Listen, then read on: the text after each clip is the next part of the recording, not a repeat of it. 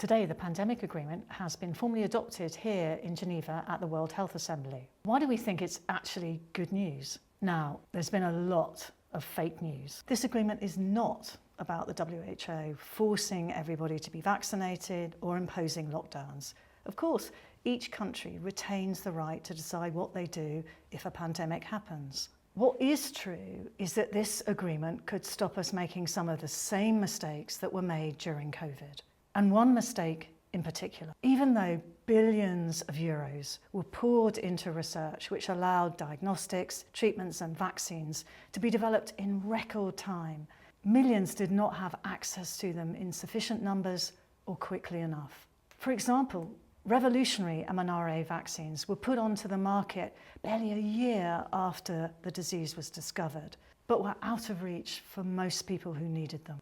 According to one study, equitable access to COVID vaccines could have prevented over 1 million deaths worldwide. This is a shocking failure. We have to do better next time. It's even more shocking when you realise that a significant part of the research behind these new life-saving products was paid by governments, money from people's taxes. For example, one of the new vaccines for COVID was over 97% publicly funded. But despite all the money coming from the public purse, governments either did not or could not ensure that these products were accessible to everybody who needed them.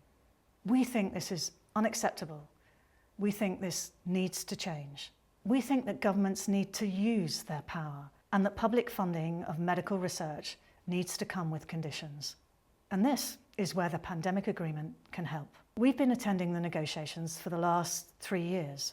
We advocated for solutions for the most neglected. We shared with governments that it can be done. At DNDi, we include equitable access conditions in all our deals with our pharmaceutical partners. The agreement approved today in Geneva contains Article 9.5. This requires governments that use public money for research to have policies that put conditions on this financial support. This will make it easier for governments to set clear expectations on how their funding will be used. They'll be better positioned to ensure that products developed with their money will be affordable, to facilitate transfer of technology to ensure that more products can be developed and manufactured, or publish findings and share data to advance science, all with one ultimate goal: to ensure that health tools are developed quickly and that people have access to them, saving lives. This is the first time that conditions on public funding have made it into an international agreement. But the journey is not over yet.